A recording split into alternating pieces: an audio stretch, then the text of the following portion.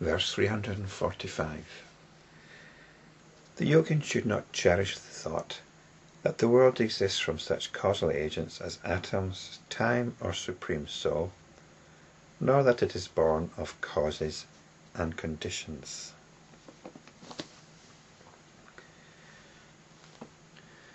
We've heard and looked at this sort of thing before, but there's a context here. The context that has been looked into over the last few videos and verses. And I don't think this verse is just being repeated for the sake of it. It represents a deepening in the practice. The point is our work limited to certain moments? The worst possible case is where you've devoted perhaps an hour or so a day to your spiritual practice. That's the worst possible scenario. Once you've done your spiritual practice, you're free to get on with the rest of your day as you see fit, in accordance with whatever mental state or mood is predominant. You've done your work for the day. Now you have carte blanche to get on with it. Another possibility is, yeah, you do make an effort throughout the day to practice, to remember, to come back to the nature, to the realization of the true nature of your awareness. But even then, in fact, it's probably very much the case that there'll be some points, some moments, some periods that you just don't want to know. You don't want to know about this practice. There's other things you want to be getting on with.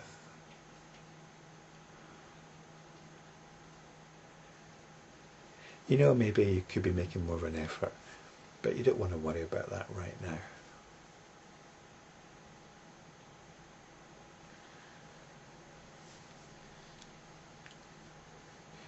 Now, the context here, the verse appears shortly after some verses about discipline in our everyday lives.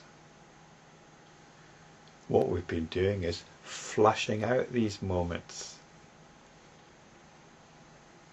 where we just want to go with it and not be bothered. So this is it. We're deepening our practice. We're not automatically indulging certain moments anymore. And the only reason that we do indulge these moments is because we still believe that there's something out there that's going to satisfy us. That there's something real out there. We're still harbouring this prejudice, this conviction.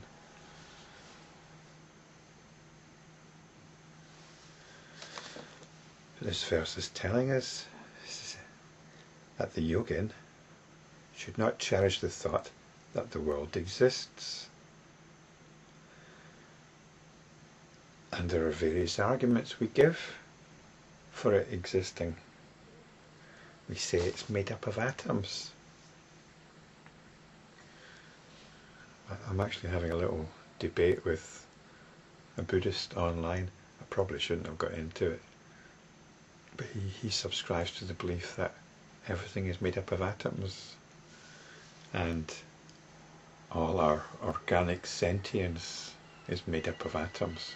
And this seems perfectly reasonable, doesn't it? Or does it? It doesn't seem reasonable to me at all. Our reality, as I've explored in previous videos, is not a physical one.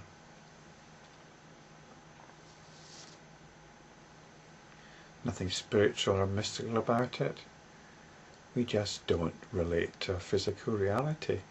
We relate to a reality of ideas, of feelings, of sentiment, of belief, of emotions. That's what our reality consists of. Our reality doesn't consist of a plastic CD, it consists of the music that's on the CD. What atoms is a piece of music made up of? What atoms is a poem made up of? What atoms is a thought made up of? But really, we don't even want to get into this debate, this discussion, because it's not the point. The point is this awareness here. We don't want to be thinking about it. We want to be realizing it. And once you realize it, such debate becomes meaningless. I'm quite sure I've no chance of convincing this Buddhist that I'm in communication with otherwise. So I should really just leave it. There's also the notion that it says here that the world exists from such causal agents as atoms and time. Now, it's probably not talking about evolution here, but again, the evolutionary model is very appealing to modern thinkers. I certainly don't want to side with those that are against evolution, the creationists. But there's this idea that the world has always been here, or always been there. Whereas even from a scientific point of view, it's constructed from moment to moment by our brain. But the scientific picture, or the scientific understanding, assumes that there's something behind that picture, something that's been going on for a long time. But again, we don't want to get diverted into that. You can actually subscribe to this in a conventional way if you want, when you're interacting with conventional reality. But spiritually, we're not buying into it. In the same way, we don't buy into the story that the world is here because of some supreme soul, some deity or other. So we're not buying into any backstory here, whether it's a scientific backstory, cultural backstory, religious backstory. We're not buying into it. And we're not buying into even the Buddhist backstory, which is what I think this last phrase refers to. We shouldn't believe either that it is born of causes and conditions. This is very much the way Buddhists put things. Given certain conditions, this arises. We're not interested in any of that as we do our practice. The next verse takes the point further. Verse 346. From self-discrimination the world is imagined, which is born of varieties of habit energy. Let the yogin perceive existence as always like unto Maya and a dream. So this is the attitude of the enlightenment practitioner towards the world. It is of no more substance than a dream. And the point of Maya here is, Maya is that inclination to believe in the reality of the dream, or to mistake the dream as reality.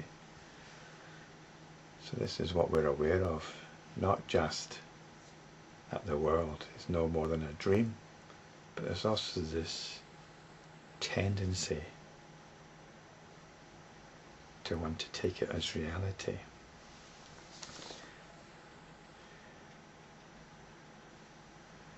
And the first part of this verse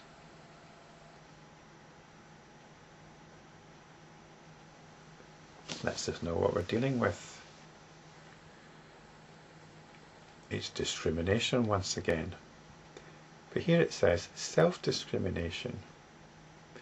We discriminate a self here that things are happening to. So I don't know if it's self-discrimination or the world, I don't suppose it matters. But it's born of varieties of habit energy. And these are our mood patterns. This is our reality. I started back at work recently after a week or so off. I really didn't want to be there. It's my night shift job. And I was grudging it so much. I felt really quite wretched. But I was still practicing, or endeavouring to practice, through the tiredness and the discomfort. I think at night it's even more difficult because your feelings, your emotions seem to be much more raw, much more powerful in a way. I was making plans to apply for another job, which might be a good idea. But I was still trying to objectively evaluate the situation. The strength of my feelings was not warranted by the actual situation. So really, what I was experiencing as external fact was nothing more than my habit energy. Our habit energy is what we inhabit. This is what I was living in. This was the reality that I was constructing. Now, by most standards, it probably wasn't a particularly pleasant situation, but certainly the strength of my feelings was not justified by the actual situation. It's a bit like road rage or something like that. So this self-discrimination, I felt it was stuff that was happening to me. But I managed to observe it, at least to some extent, as something that was simply happening. It was uncomfortable. It's uncomfortable being awake all night. It's uncomfortable having to do certain things. It's uncomfortable having to deal with certain situations. That's one thing. But when you add on the idea that it's happening to me, you discriminate a self that this is happening to, well, then it's just magnified so many times more. So this was the practice. This was a good practice, good opportunity. Observe the discomfort, but stop attributing it to a self. And then you get this obvious polarization between the self and the nasty world that is doing it to the self. So perceive existence as always, like unto Maya and a dream. What a wonderful teaching.